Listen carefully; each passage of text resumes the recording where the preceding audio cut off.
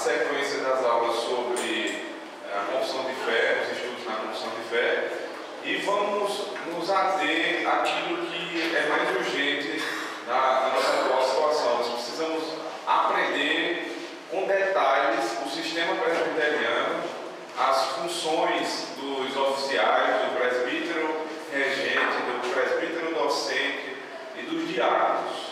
Porque no próximo dia 21 desse mês, hoje é dia 1º, nós vamos ter a organização da nossa igreja como igreja, uma igreja do Senhor, não mais dependendo da igreja presbiteriana da Zona Sul.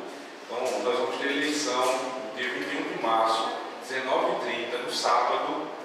Às 19h30 o presbitério vem para a nossa igreja e vai ter o ato. Nós vamos ter um culto e um ato onde haverá eleição para presbíteros, diáconos e para o pastor nos próximos 5 anos.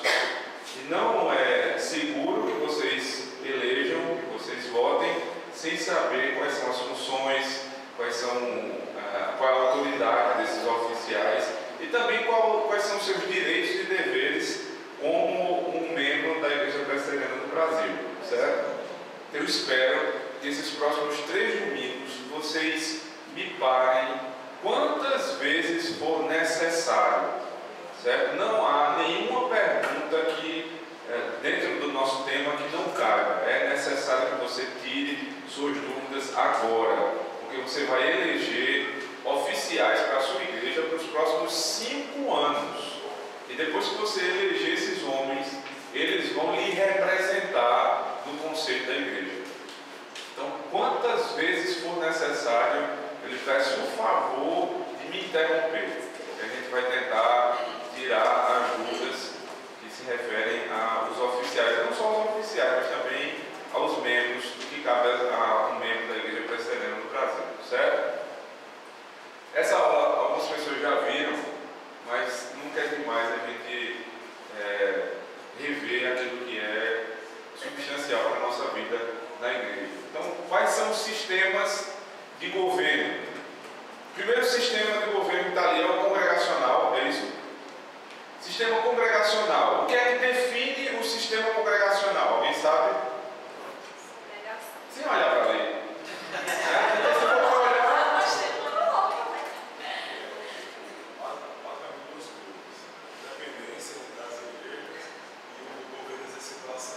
Exatamente.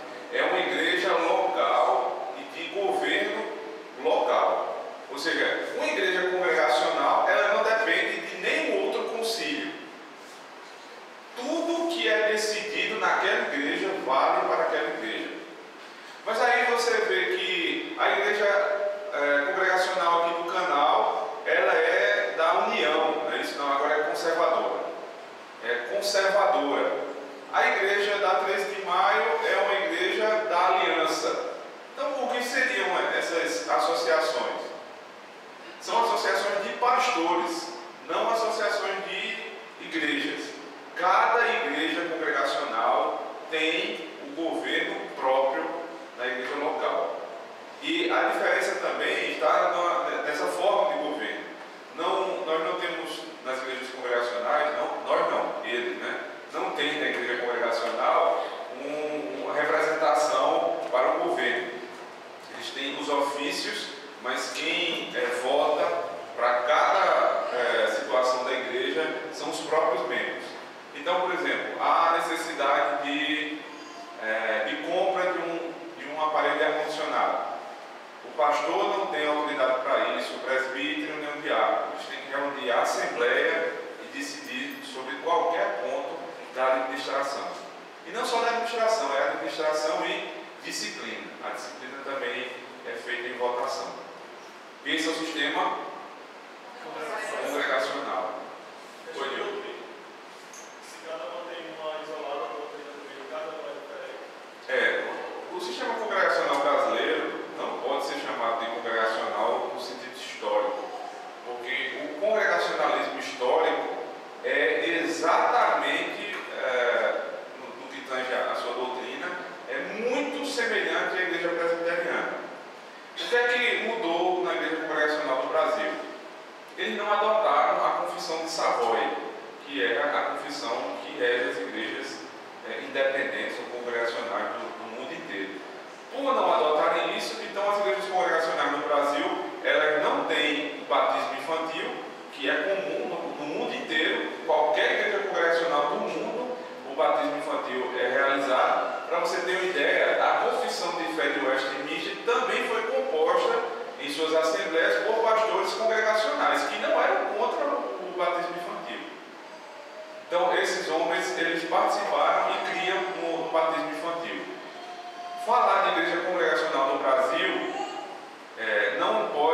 não tem o mesmo sentido de falar de igreja congregacional no restante do mundo, porque o que se tem aqui de congregacionalismo é somente o sistema de governo, doutrinariamente não. Então, Diogo, respondendo a sua pergunta, cada igreja congregacional tem uma doutrina própria, infelizmente. Na prática é assim que funciona, porque quando não se tem uma confissão de fé, as coisas ficam muito difíceis. É tanto que no ano passado a aliança se juntou com seus pastores e proclamou uma confissão de fé que rege essas igrejas. Só que é difícil de você colocar isso em prática, primeiro, porque a confissão de fé é bem resumida, né? Você tem documentos muito melhores ao longo da história e foram desprezados por conta dessa confissão.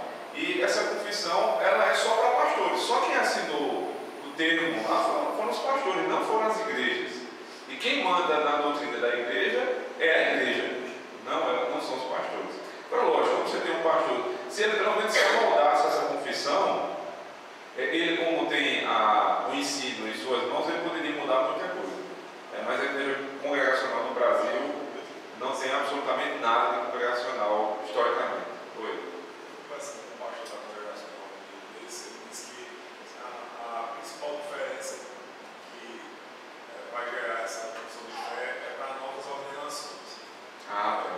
Os que vão ser ordenados, tem muita gente que não concordou, mas já estava ordenando. Já estava ordenando. Na verdade, deve ser a maioria. Acho que não tinha tanto. Chegasse a ler? Não foi publicado ainda não. Mas parece que ainda vai ser publicado esse ano. Esperar para a gente ver aqui. Então, depois do congregacionalismo vem ali, acho que está presbiterianismo, né? Mas a gente vai falar desse agora. Vamos falar logo sobre o sistema episcopal. Alguém pode dar um resumo do que é o sistema episcopal e um exemplo de igreja episcopal? Por isso que é bom falar sempre, né? Não faz muito tempo que a gente falou sobre isso aqui, mas é bom falar de novo, porque os irmãos já esqueceram. O que é ser uma igreja episcopal? Um bispo, né? Centralizado em uma pessoa. Então, quando se diz que uma igreja é episcopal, é porque o poder reside na mão de uma pessoa. A Igreja Católica Romana, né, de outra sorte, é uma igreja episcopal, mas é um episcopalismo conciliar. O que é isso? Existe um bispo local ou um pároco local, que é o padre.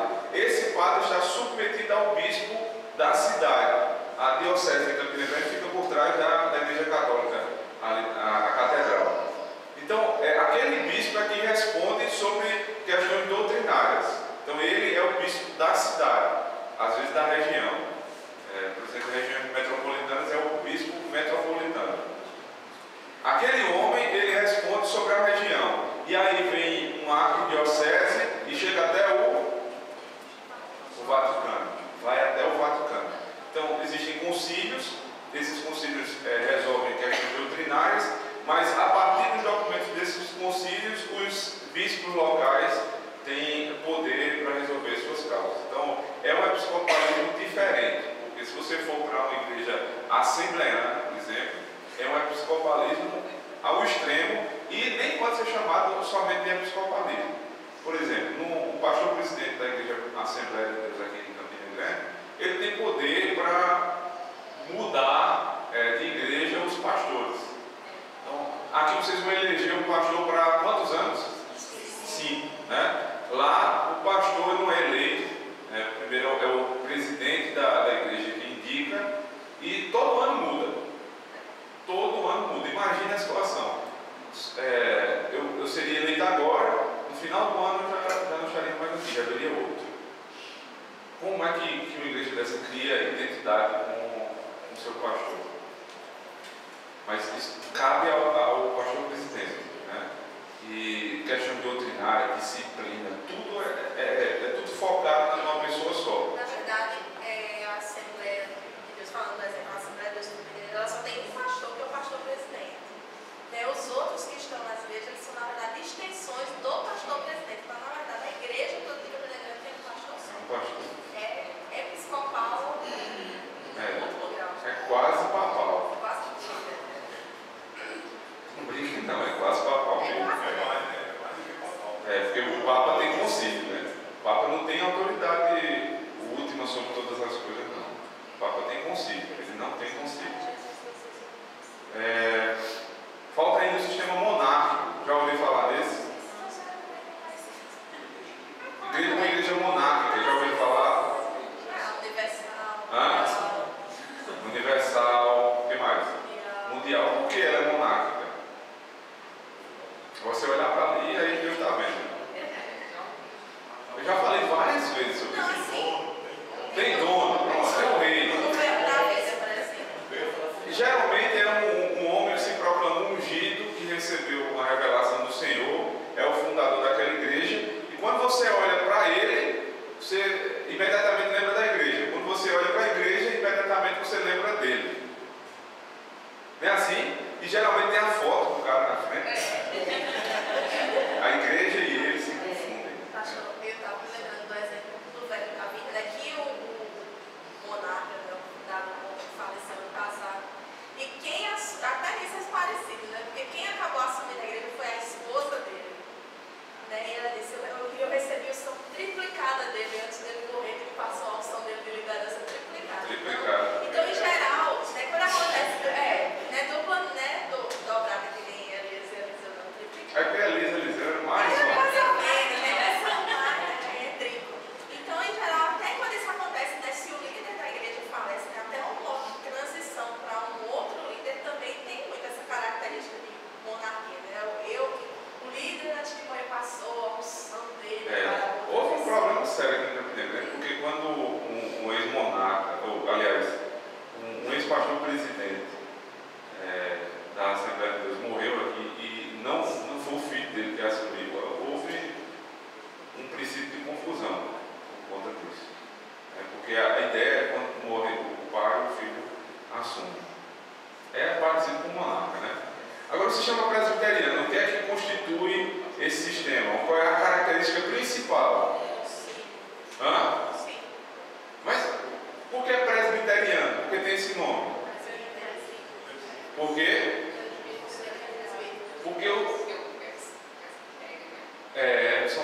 colegiado de presbíteros é quem rege a igreja. Não é um homem, nem é toda a igreja. É a igreja que elege representantes, e esses representantes é quem administra a igreja na doutrina e na disciplina. Vamos ver na Bíblia o que é que a Escritura fala sobre isso? Atos capítulo 6, 1 a 6, falando sobre eleição.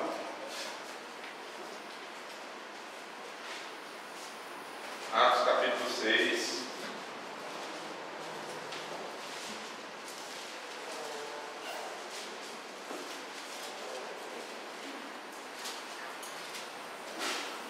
Quem achou pode ler. Ora, naqueles dias, multiplicando-se o número dos discípulos, houve murmuração dos helenistas contra os hebreus,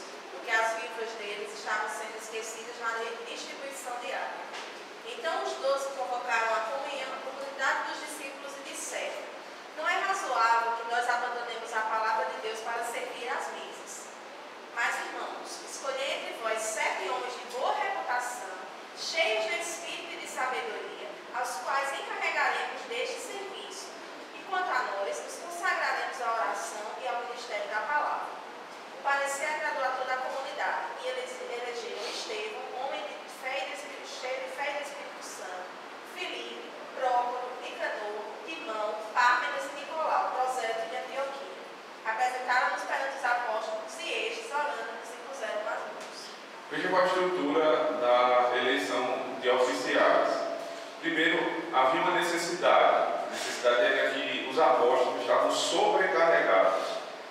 E essa sobrecarga vinha por uma função que não era deles.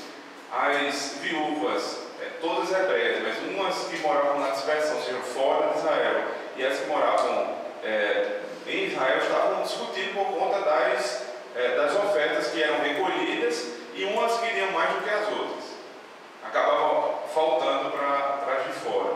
E aí qual é a solução que os apóstolos acabaram entendendo que seria a mais segura? Vamos eleger homens cheios do Espírito Santo, de boa reputação, que possam cuidar dessa função. E aí, o que é que a igreja entende que aqui foram eleitos para que ofício? Para diaconia. Provavelmente aqui foram os homens eleitos para diaconia. Como é que se deu a eleição?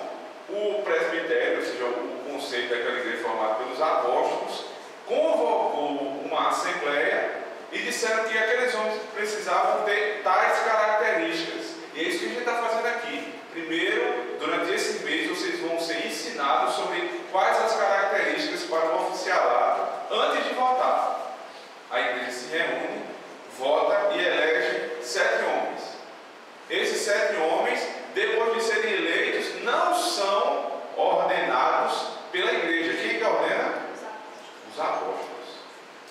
Ou seja, a igreja não tem autoridade para impor mãos. Já foram em alguma igreja que diz, irmãos, vamos impor a mão. A igreja não tem autoridade para impor as mãos, porque essa autoridade foi dada primeiro no Antigo Testamento aos sacerdotes, no Novo Testamento aos apóstolos, e na igreja pós-apostólica, pós o período apostólico, a quem foi dada essa autoridade? Aos presbíteros da igreja, que são os pastores da igreja. Só quem pode impor mãos sobre alguém são os presbíteros, nem diácono pode. Então quem elege é a igreja, e quem ordena e institui no cargo é o conselho ou o presbitério. Certo? É essa a estrutura bíblica. Agora vamos lá para Atos 14, vamos ver quantos presbíteros tinha na igreja. Atos 14, 23. Outra pessoa pode ler.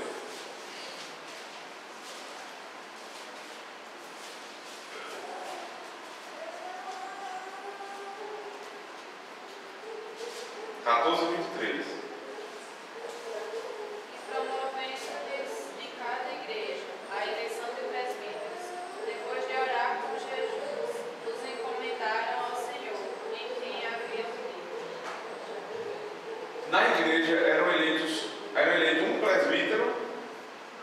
Não, eram mais de um. Eram presbíteros. Agora, qual é a função desse presbítero? O que é que ele é? Passa algumas páginas, vai para Atos, capítulo 20, verso 17. De Mileto mandou a Éfeso chamar os presbíteros da igreja. Veja, uma igreja com vários presbíteros. Não existe igreja neotestamentária com um presbítero só. São vários presbíteros. Agora, qual é a função desse presbítero? 28. Aliás, Atos 20, 19. Isso, 28. Alguém lê, por favor.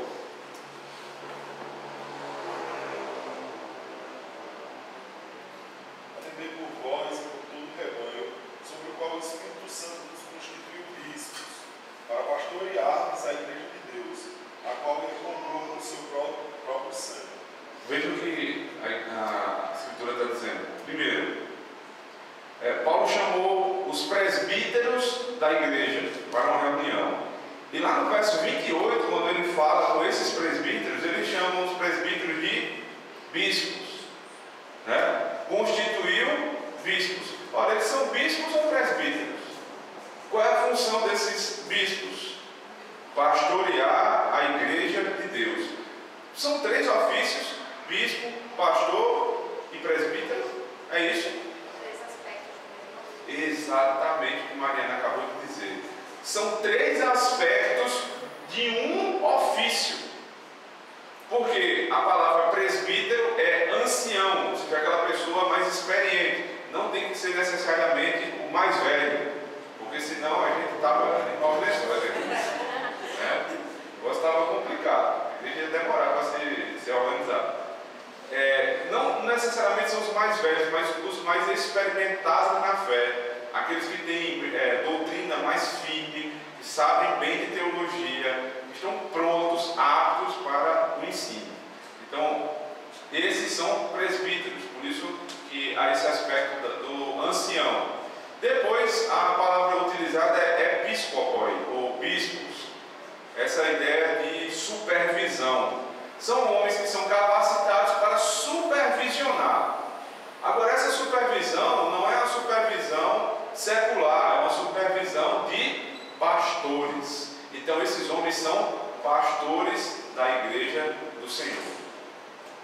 Uma igreja pode ter um pastor só.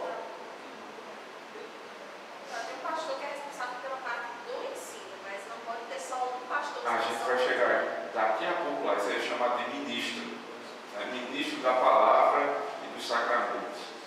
Agora, esse ofício de pastorear nunca pode estar nas mãos de um só homem. É interessante, por exemplo, em igrejas que têm presbíteros, fora do sistema presbiteriano reformado, você vê uma congregacional ou em uma batista, que tem o mesmo sistema de governo, ou em uma Assembleia de Deus. Na verdade, eles lá têm até uma função a mais que nós não temos, que é impetrar a bênção apostólica. Aqui não é possível um presbítero regente impetrar a bênção, mas lá pode. Só que esses homens não são tratados exatamente como pastores. Na Batista inclusive os presbíteros são chamados de pastores. Mas na hora do ensino e principalmente da disciplina, eles são colocados ao lado. Somente no sistema reformado é que você percebe que os presbíteros da igreja são tratados como tal, como pastores. Eles têm autoridade sobre o rebanho.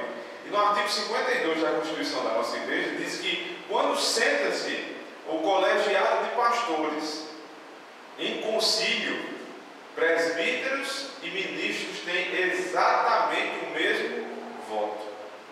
Ou seja, quando vocês elegerem presbíteros para essa igreja, vocês estão elegendo pastores que vão ter o mesmo peso de voto em todos os concílios da nossa igreja. No conselho local, no presbitério, no sínodo e no Supremo Concílio. Todos esses concílios, eles são formados por pastores, ministros e presbíteros. E eles têm exatamente o mesmo voto. Agora vamos lá para o texto que Mariana deu, que é uma pequena diferença entre de aspectos do mesmo ofício. 1 Timóteo, capítulo 5.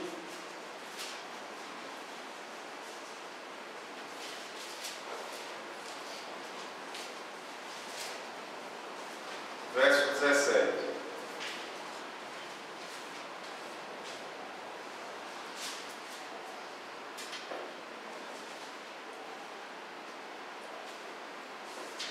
Alguém pode ler? Deve ser considerado vencedor de donar honorários os presbíteros que presidem bem, com especialidades, os que se afadigam na palavra e no ensino. O que é que vocês viram de diferença entre os presbíteros nesse versículo? Olhem para a Bíblia e vejam se há algum tipo de diferença dentre os presbíteros. O pessoal lá de trás está muito calado, eu queria ouvir a voz de vocês também. Vejam aí o que é que vocês estão vendo de diferença no versículo 17. Vou ler de novo. Devem ser considerados merecedores de dobrados honorários os presbíteros que presidem bem, com especialidade os que se afadigam na palavra e no ensino. Lá atrás, quem pode me ajudar?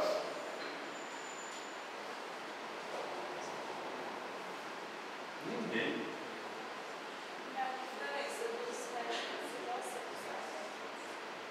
Eu podia lá atrás, mas não. Qual a diferença que vocês viram aí atrás?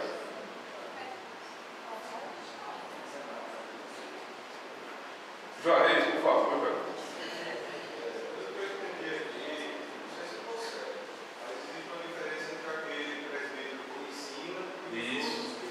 Ah, exatamente. Tem outro texto que prova isso. Romanos capítulo 12, verso 8, 7 e 8.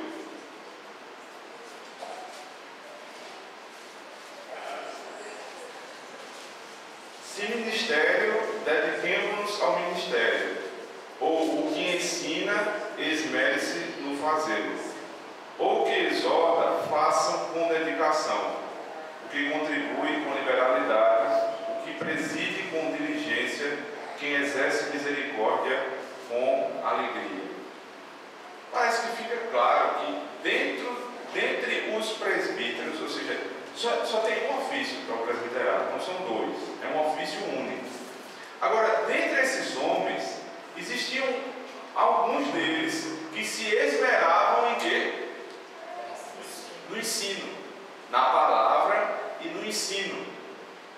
A Igreja do Senhor sempre entendeu que a estes homens foi dado o ministério dos sacramentos e da palavra.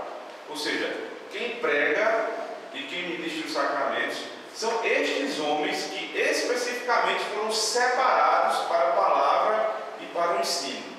E a estes a Igreja Reformada chama de ministros do Evangelho. Então um presbítero não é ministro, o presbítero ele é pastor, ele é um regente da igreja. Agora, ministro dos sacramentos e da palavra, o entendimento reformado é que é essa classe especial. Eu conversei bastante durante essa semana sobre esse assunto com o pastor Paulo Brasil. Como é que as coisas convivem entre os presbíteros na igreja dele. Então, necessariamente quem deve pregar e ensinar são os pastores. Mas na ausência dos pastores, quando não há possibilidade para que um pastor pregue, é possível que um presbítero possa pregar. Vocês estão entendendo? Que é eventualmente a pregação do presbítero, porque ele não tem essa obrigação. Não é função específica dele. Vocês vão ver que a Constituição entende dessa forma, que não é função específica do presbítero pregar e nem ensinar. Agora ele deve estar apto. Você lembra lá no 1 Timóteo capítulo 3? Ele está apto. Particularmente ele ensina, ele visita na igreja reformada, não é para tomar cafezinho somente, né? Nunca deixe o cafezinho de lado. Mas não é para isso. É para o ensino. É para verificar como estão as devocionais dos irmãos, a vida espiritual, algum problema que está acontecendo na casa, e para ensinar. Então, se esses homens não estiverem aptos para o ensino, eles não vão ter como ensinar nas visitas. É possível também que um membro ele procure um presbítero para tirar dúvida. Mas como é que vai tirar dúvida se o presbítero às vezes sabe menos do que o membro?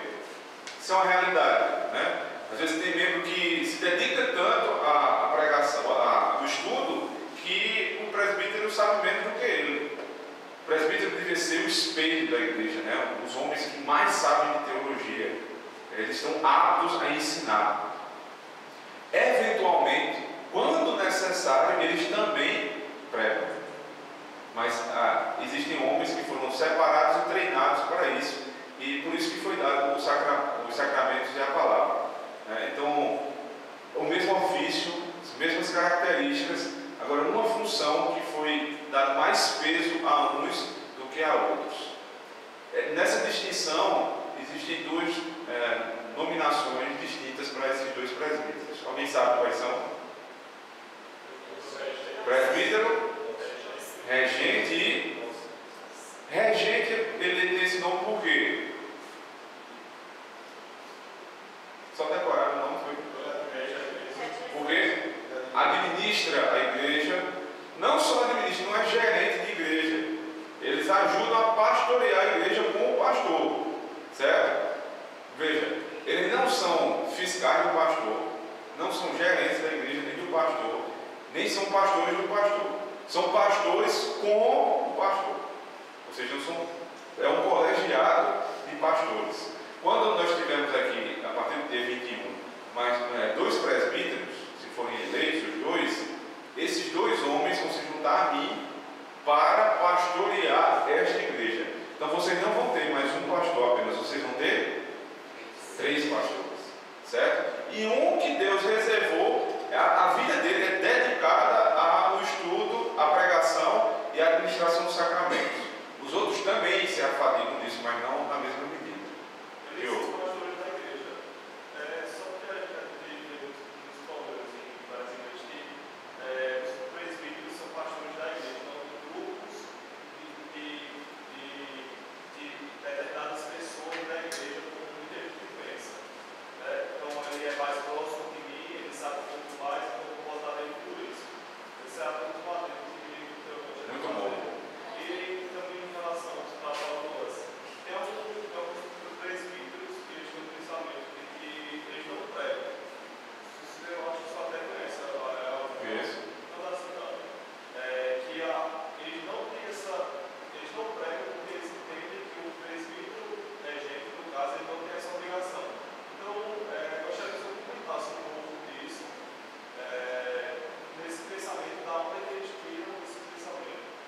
Que eu acabei de falar, eu até disse, ele não tem obrigação nenhuma de pregar.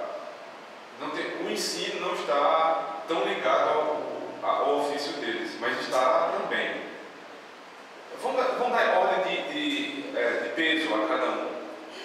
Para que as coisas andem bem, Deus colocou um peso sobre a disciplina, aliás, sobre a doutrina, sobre um homem, ou mais de um, porque às vezes a igreja tem mais de um ministro. Então, a doutrina, ela é sistematizada, porque você tem um pastor que ele segue uma linha de ensino, ele segue sequência de pregação, como a gente faz aqui. Então, é mais justo que esse homem esteja mais ligado nessa área, você entende? Deus separou esse homem, até porque o ministério, o ofício, ele está ligado à palavra e ao sacramento. Então, se o presbítero regente ele é ministro da palavra, ele tem que ser também do sacramento. E a igreja não aceita isso. Somente os ministros é que são ministros do sacramento e da palavra. Então, ordinariamente eles não pregam, mas extraordinariamente sim. Extraordinariamente um presbítero também pode pregar. Isso se dá em igrejas reformadas. Por exemplo, na reformada do continente, os presbíteros pregam lendo o sermão que o pastor preparou. Por quê?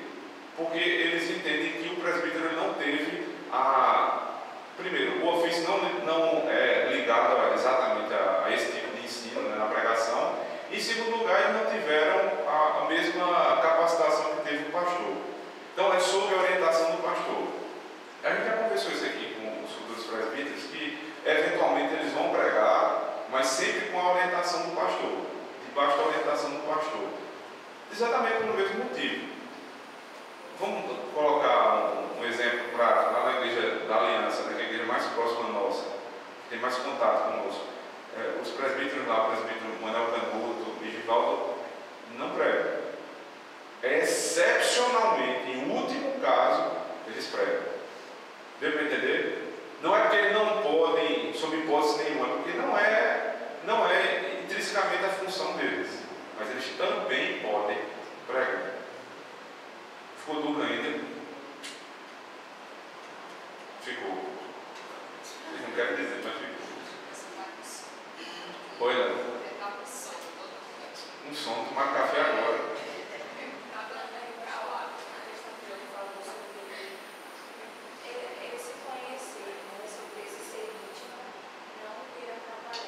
Faltou eu falar isso, é verdade.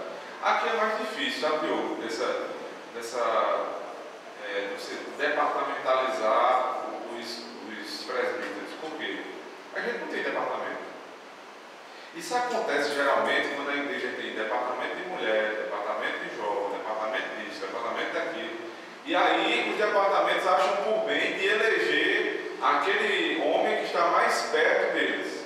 Então vamos eleger aqui o presbítero dos jovens. Isso não é bíblico. O presbítero é presbítero da igreja, não é dos jovens. Então é como se... Isso acontece muito com o mundo, né? A área LGBT tem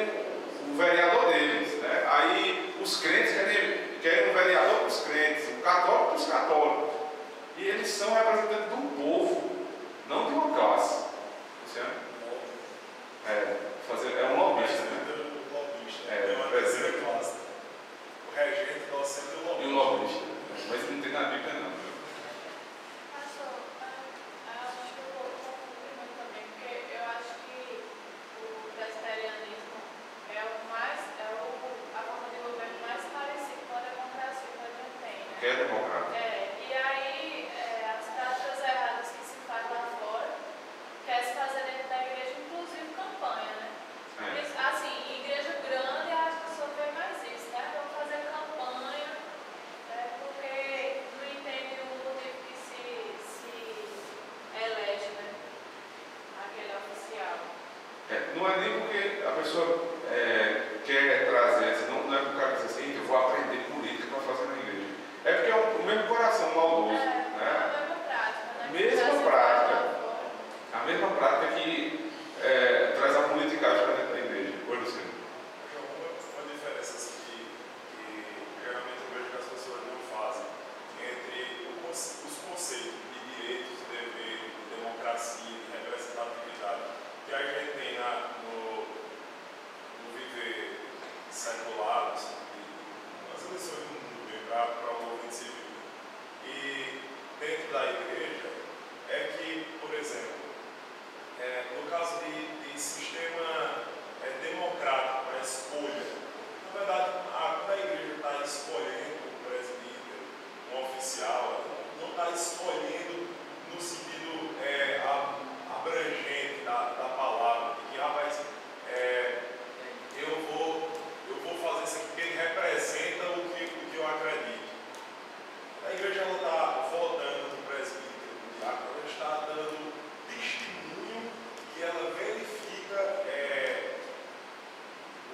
a vocação dessa pessoa. Então você não tem o direito de, porque não concorda com alguma coisa que não é bíblica, porque você não gosta, vai cagar porque o presbítero é gordinho, ou é barbudo. Sempre assim, nós três. Então, vamos adiar. Vamos fazer um regime logo, tu tira a barba, então é mais fácil. Tu tira a barba, já está apto. Porque na verdade você não está escolhendo alguém que vai lhe representar nos seus interesses. Seria um presbítero lobista, né? Isso aí. Mas você está simplesmente dando testemunho que aquela pessoa é vocacionada e ela já tem as qualificações no sentido de que ela já está aprovada. Que ela já demonstra isso na igreja. Já demonstra isso na igreja. Que ela já demonstra isso na igreja. Que ela é não vai, tem que entender isso muito bom, Luciano, que no dia 21 não vai descer uma unção especial sobre a vida dos três presbíteros e dos três diáconos, né? Entendo o presbítero contando comigo também. E aí nós vamos começar a ser presbíteros de fato ali, de direito, mas de fato isso já deveria existir aqui. Você tem que votar naquela pessoa que você percebe que ele já faz isso, porque é uma vocação daquela pessoa. Ele está sempre apto a ensinar. Ele é uma pessoa que já está liderando a igreja, independente de ter o ofício ou não. Mas como a igreja é uma congregação, naturalmente essa ênfase vai se dando no meio da igreja. Então esses homens eles vão ser investidos, né, com autoridade para fazer aquilo que eles já demonstravam ter. Então como é que a gente entende, como é que a gente pode responder a um chamado vocacional? Primeiro, há uma vocação interna. Por isso que desde o final do ano passado, em uma das nossas reuniões na mesa administrativa, eles foram perguntados se eles sentem isso, que eles realmente são vocacionados. Isso é a vocação interna. Só ele e Deus podem definir. Em segundo lugar, a igreja percebe que esses homens são vocacionados. Na eleição, quando ela dá essa resposta. E em terceiro lugar, é o presbitério que diz realmente, se eles acham isso, se a igreja percebe, nós vamos lá e impomos a mão sobre eles. Então, não vai descer um anjo e vai dizer a você, vote em fulano. Né? Você vai perceber isso ao longo da história da igreja. Qual é a quantidade mínima de votos? É presbítero com os membros? Se não me engano, metade mais um. Certo. Aí, vamos dizer, se por acaso os dois não tivessem os votos suficientes, a igreja não pode ser organizada? Não vai ser organizada, tem que ter os votos. Eleição é eleição, não é pro forma, não. O que a gente vai fazer aqui é eleição, não é encenação. O que vai acontecer aqui no próximo dia 21, inclusive inclusive para mim, se não alcançar os votos, não estão eleitos. Vocês estão entendendo? Qual a importância? Primeiro, tem que ter quórum. Se vocês não vierem, não tem eleição. Vocês imaginem a vergonha, né? Trazer um presbitério para a nossa igreja, chamar as famílias, o povo que veio aqui desde o começo e chegar e não ter quórum. Porque se os membros não vierem, não tem quórum. Vocês têm que estar aqui dia 21, certo? 19h30. E aí, tendo quórum, o presbitério vai instalar a sessão. Vai ter ata, tudo direito. Daqui a pouco eu vou explicar como isso acontece. Havendo a eleição, os que forem eleitos vão ser imediatamente ordenados no ofício. E veja, quando alguém é ordenado para presbítero e diácono, ele não deixa de ser ordenado mais nunca. O ofício é vitalício. Agora o cargo não. O cargo é para 5 anos, certo? O mandato é de 5 anos. Mas quando acabar os 5 anos, o presbítero e o diácono vão ser chamados de presbítero e diácono em, alguém sabe?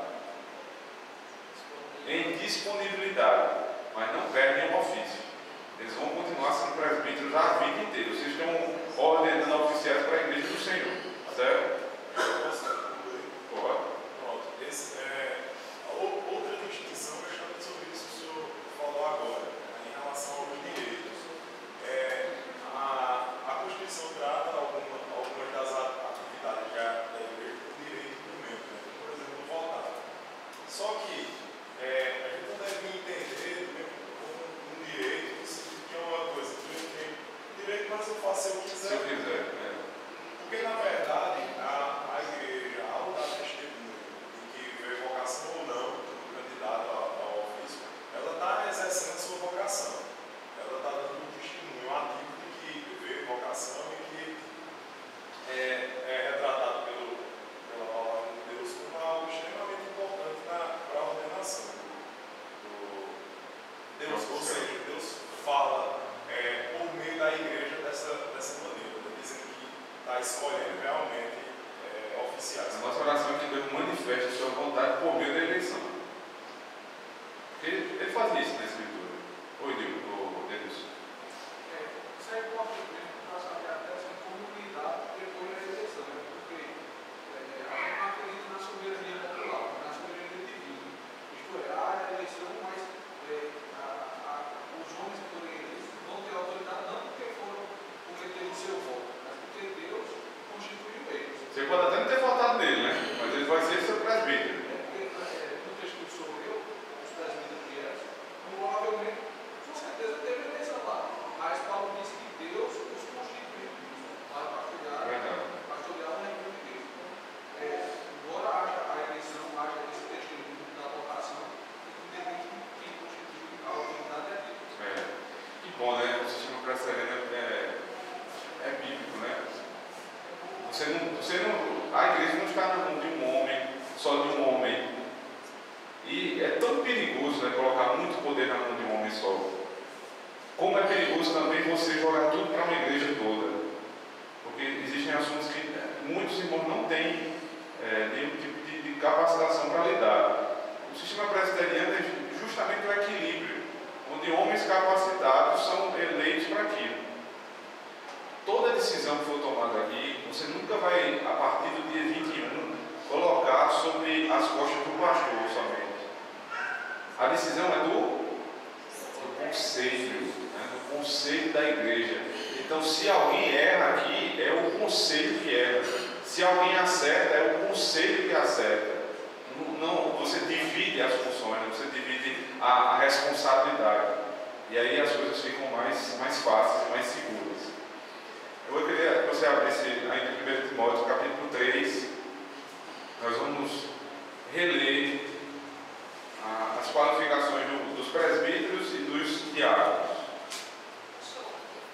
Em relação à quantidade, tem um pressuposto para cada tantos membros, tem que ter um presbítero? Não, o que a Constituição diz é que a gente não pode ter menos de 2 presbíteros para a organização da igreja, para funcionamento. Então nós vamos ter um número mínimo aqui de presbíteros. Só tem 2 que foram indicados. Essa indicação, como a igreja está se formando agora, a indicação está sendo do Conselho da Zona Sul, certo? Porque é o conselho que a gente está subordinado. Mas essa indicação pode também ser dos membros. Você pode ver alguém que tem vocação para diaconia, para o presbiterato, e indicar alguns desses que não foram indicados. Só que essa indicação não é automática, não é você dizer, eu queria que fulano fosse indicado, fosse presbítero, e aí ele automaticamente se torna um candidato. Não. Quando você diz isso, essa pessoa começa a ser aspirante a candidato. Aí ela vai para o conselho, e a igreja, o conselho da igreja é que vai verificar se ele está apto para participar da eleição. Dia 9, eu já vou adiantar para os candidatos aqui, dia 9, na próxima segunda-feira, vocês vão participar da eleição, aliás, da reunião do Conselho da Igreja Presbiteriana do Zona Sul, porque vocês vão ser sabatinados lá. Luciano e Denilson e os 3 escolhidos para o diaconato, que a gente vai divulgar na quarta-feira, quando tivermos uma reunião. Então, esses 5, 3 para diácono, 2 para presbítero e eu não, que eu já sou ordenado. Mas eles vão ser sabatinados pelo Conselho da Zona Sul, porque aí é que eles vão se tornar verdadeiramente candidatos. Hoje eles são aspirantes a candidato. É tipo, antes de ir para o seminário, eu era aspirante a candidato ao Sagrado Ministério. É pouco menos do que ninguém, né? Vamos lá. 1 Timóteo capítulo 3. Fiel é a palavra. Se alguém aspira ao episcopado, veja, aqui é uma aspiração, um desejo só. Excelente obra ao mesmo. Agora, o que é preciso? É necessário, portanto, que o bispo, entenda, presbítero, é a mesma coisa, seja irrepreensível, não é impecável, viu? Porque senão a gente não vai ter presbítero nunca. É uma pessoa que não é digna de repreensão por determinada área, onde ele constantemente seja irrepreensível, esposo de uma só mulher, não quer dizer que ele não possa ser solteiro, mas se ele for casado, pode ter mais de uma, né? É bom. Parece ser muito claro, mas na época de Paulo não era tão claro assim. E também tem que ver, não é só se ele só tem uma mulher, mas, por exemplo, se ele foi separado, qual foi o motivo da separação? Porque se não foi uma daqueles 2 casos, cláusula de exceção da Escritura, ele continuou casado com a outra e está em adultério. Então não pode ser presbítero. Certo? Parece muito claro aqui, né? É só não ter 2 mulheres, mas não é tão fácil assim. Temperante, sóbrio, modesto, hospitaleiro, apto para ensinar. Veja, são qualificações bem do caráter da pessoa, né? Ele é sóbrio, uma pessoa que, quando abre a boca, fala com sobriedade, com sensatez. Ele é temperante, ou seja, ele não vai muito aos extremos, né? Não é uma pessoa temperamental. Ele é modesto, não é um cara que vive com soberba, tentando se orgulhar daquilo que faz. É hospitaleiro, a casa dele sempre está aberta para quando você precisar. E é apto para ensinar. Não existe presbítero que não ensina. Ele está apto sempre para ensinar, seja em particular ou eventualmente em público. Não é dado ao vinho, e aí não é tendencioso ao muito vinho, é o que ele vai dizer depois são os diáconos.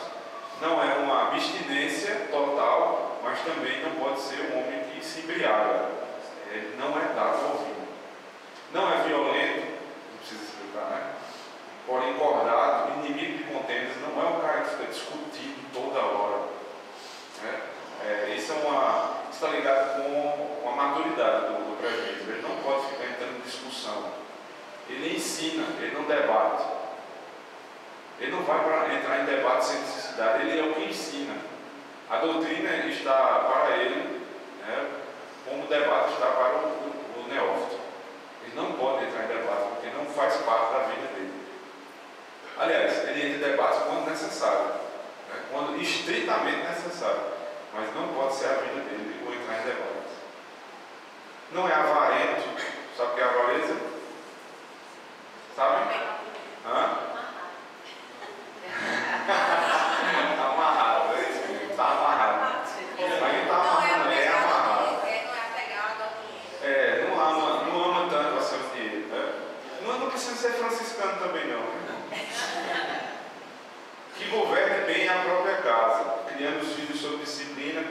respeito.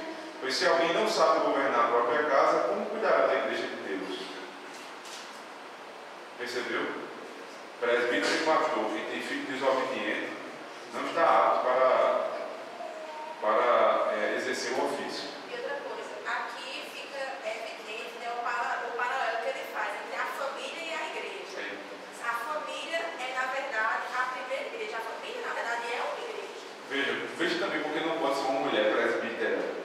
Quem governa a casa? A analogia é: aqueles que governam minha casa podem governar a igreja.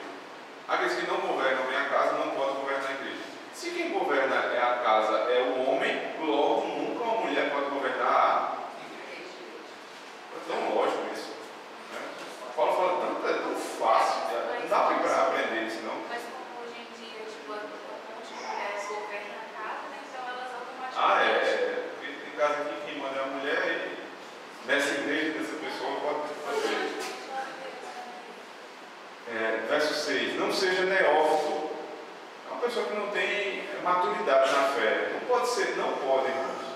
Uma pessoa que acabou de se converter já ser eleito ao presbiterato. Na igreja presbiteriana tem que ter um mínimo de 1 ano de membresia para ser presbítero.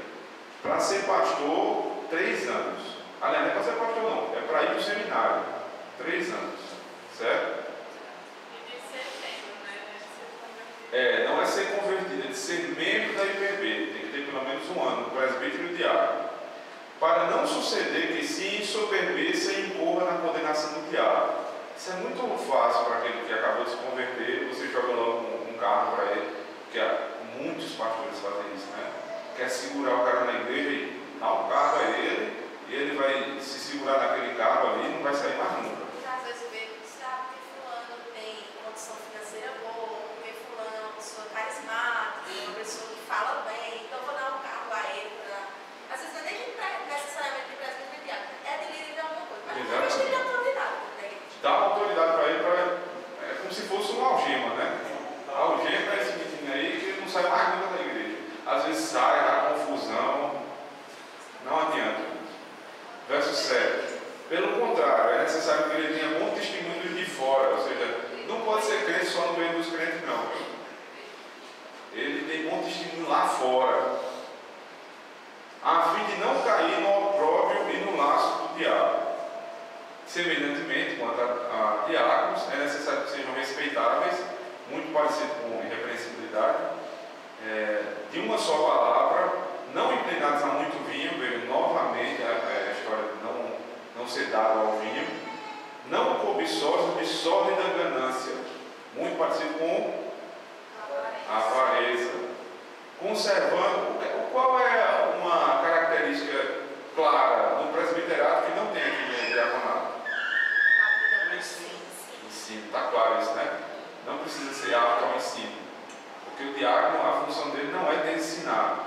Ele é quem recolhe ofertas para a igreja, ele é quem recolhe ofertas para os pobres, ele é quem visita para saber as necessidades do povo de Deus, ajuda os presbíteros na visita.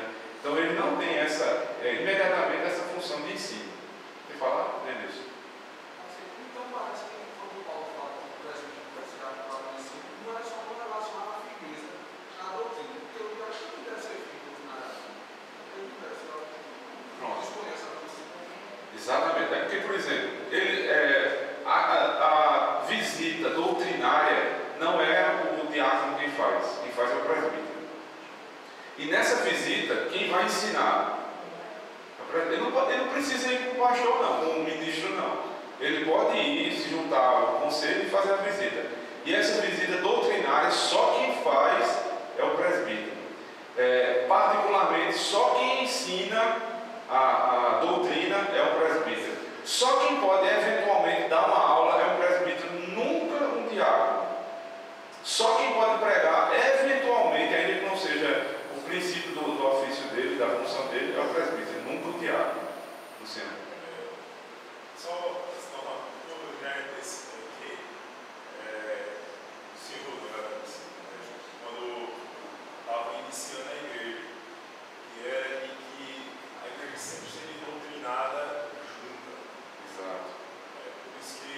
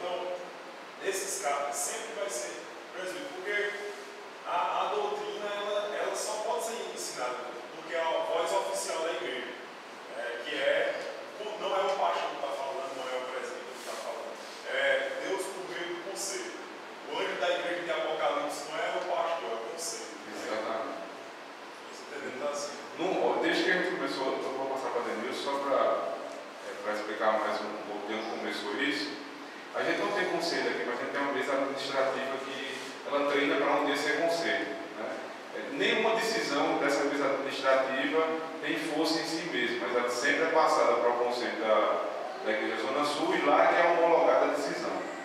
A partir do dia 21 não vai ser mais assim, mas até lá, desde que tanto o Denilson quanto o Luciano chegaram a essa igreja, eles foram advertidos que só iriam dar uma aula, só iriam pregar eventualmente quando eles fossem ordenados, legitimamente ordenados. Vocês já viram eles dois dando aula aqui? Pregando? Nunca. Nem vão ver, porque não foram. Não é que no dia 21 vai descer a capacidade de dar aula, né? Vai estar apto. Eles já são aptos, mas eles não têm a autoridade constituída por um presbitério. Não foi investida essa autoridade por um presbitério. Tem que haver imposição de mãos. Veja, essa imposição de mãos, ela vem desde a época apostólica, desde Atos capítulo 6. Essa imposição de mãos vem passando de homem para homem. Aliás, desde o Antigo Testamento. Desde o Antigo Testamento. A herança apostólica é a herança do Antigo Testamento. E ela persegue os oficiais da Igreja do Senhor até hoje. Veja, quando o presbitério impôs as mãos, é como se os apóstolos estivessem impondo as mãos. É como se os sacerdotes estivessem impondo as mãos. Aliás, é como se Deus estivesse impondo as mãos sobre aqueles homens. Certo? Denilson. Essa permissão para ensinar parece assim, ser mais uma autorização para o ensino do que a aptidão mesmo para qual está falando. Porque o Paulo está falando para aqueles que estão aspirando a língua dos comandos. É verdade. Esses que aspiram a já são, né? Eles são aptos. Aí, o que seria essa aptidão? Porque não pode ser estado só a firmeza doutrinária, porque a firmeza doutrinária é o diálogo que não tem que ter. Será que existe algo a ver assim com a facilidade da transmissão do ensino? Ou a forma como, não sei. Não, beleza. É o seguinte: firmeza doutrinária é diferente de aptidão para o ensino. É isso que eu quero saber, a diferença. Tem muito membro que, quando você começa a conversar com ele tem uma firmeza doutrinária impressionante. Mas o pastor, pelo amor de Deus, falar em público, eu não sei passar aquilo para as pessoas. Né? Então, como é que essa pessoa foi vocacionada? Se ela não deseja, se ela não tem aptidão, não tem habilidade. Então, a firmeza doutrinária deveria ser uma característica de todo membro. Não tem essa aqui. Há uma classe especial que é firme na doutrina, o resto não. O resto sabe, um pouquinho. É meia boca, né? Um membro meia boca. Não. Todo mundo tem a obrigação de ser firme doutrinariamente. Todos. Agora, os presbíteros, eles têm que estar aptos ao ensino. A ensinar a igreja. E entende que ensinar tem a ver também com exortar.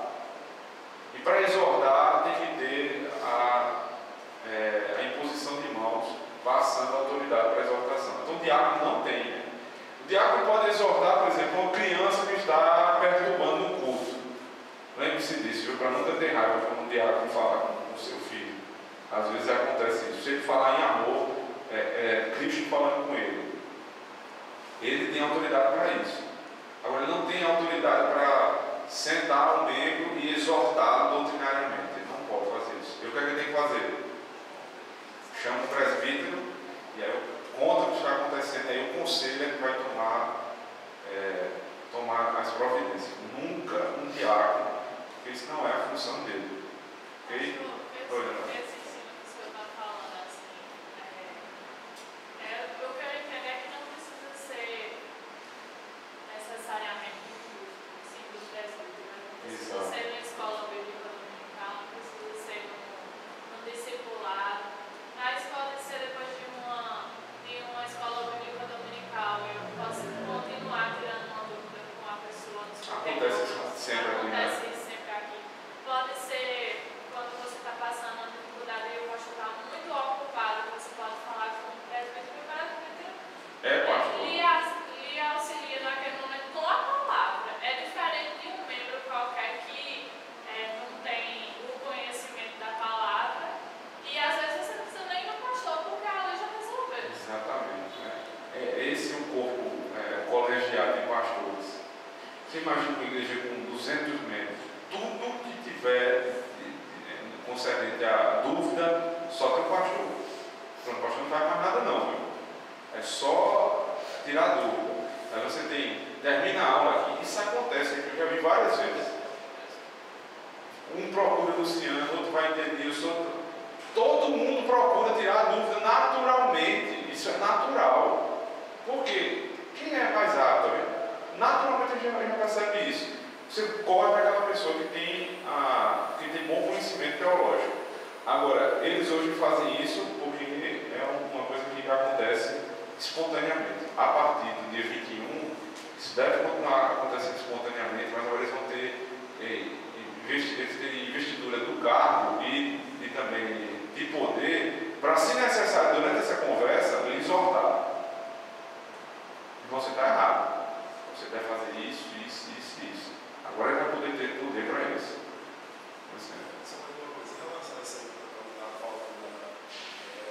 O membro que emite uma opinião, porque não passa disso, uma opinião a respeito de um determinado assunto. E o presbítero que emite a posição oficial da igreja. Essa é a diferença entre aquele que em relação ao ensino, inclusive particular. O presbítero está falando, ele está falando pelo conselho, a posição oficial da igreja. Então, ele está representando o anjo da igreja, que é o conselho. Um membro não. É a opinião dele, que pode refletir a posição oficial da igreja, mas é a opinião. Disso surge a preocupação, e isso é a aplicação de como você vê se ele é firme doutrinariamente. É que é muito sério quando você não vota no presbítero que está alinhado à doutrina da igreja, defende a doutrina da igreja do jeito que a igreja se posiciona. No caso da gente, é confissão por símbolo de fé. Nesse caso, a gente vai chegar lá em confessionalidade, mas vamos aproveitar o ensejo, né? Quando houver a eleição no dia 21, que eles forem ser ordenados, antes da ordenação, eu não vou passar mais por isso, eu já passei quando foi ordenado. Os diáconos e presbíteros vão ter que jurar diante de Deus e diante dos homens que eles vão ser fiéis aos nossos ciclos de fé, ou seja, aquilo que a gente pensa como doutrina.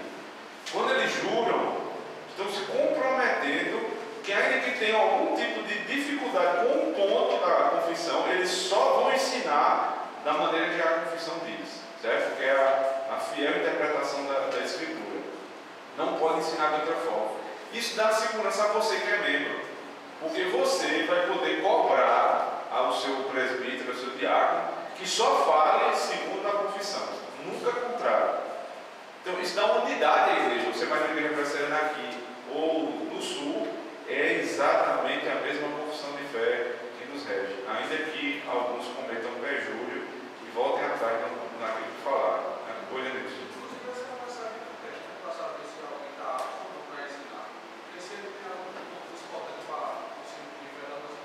Não é. Verdade. Deixa eu só terminar a leitura do texto aqui, a gente vai terminar. Semelhantemente, quanto a diáconos, verso 8, é necessário que sejam respeitáveis em uma só palavra, não inclinados a muito vinho, não cobiçosos de sorte e da ganância, conservando o mistério da fé com a consciência limpa. Também sejam estes, primeiramente, experimentados, não pode ser neófito, e se mostrarem irrepreensíveis, exerçam diaconato. Da mesma sorte, quanto a mulheres, é necessário que sejam elas respeitáveis, não maldizentes, temperantes e fiéis em tudo. O diácono seja o marido de uma só mulher e governe bem seus filhos e a própria casa, pois os que desempenharem bem o diaconato alcançam para si justa preeminência e muita intrepidez na fé em Jesus Cristo. Só uma dúvida que pode ficar aqui, no verso 11, da mesma sorte quanto as mulheres. Não está dizendo que mulher pode ser diaconisa, não, porque logo em seguida ele diz que o diácono tem que ser o quê? Marido de uma só mulher.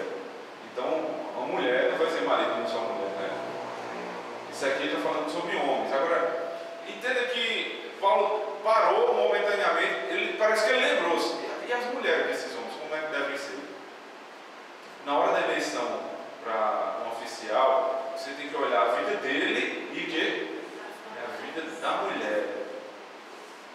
Ela não pode ser maldizente, ela tem que ser respeitável, temperante e fiel.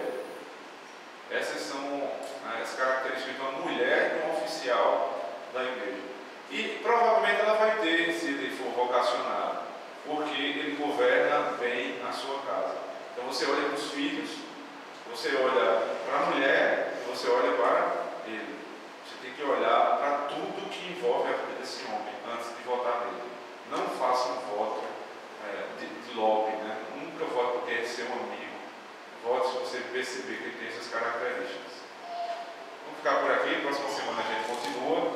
A mesa administrativa vai ter uma reunião rápida agora, decisão de uma questão, e a secretaria vai participar também. Então, irmãos, até às 18h30, vou pedir ao nosso irmão Gustavo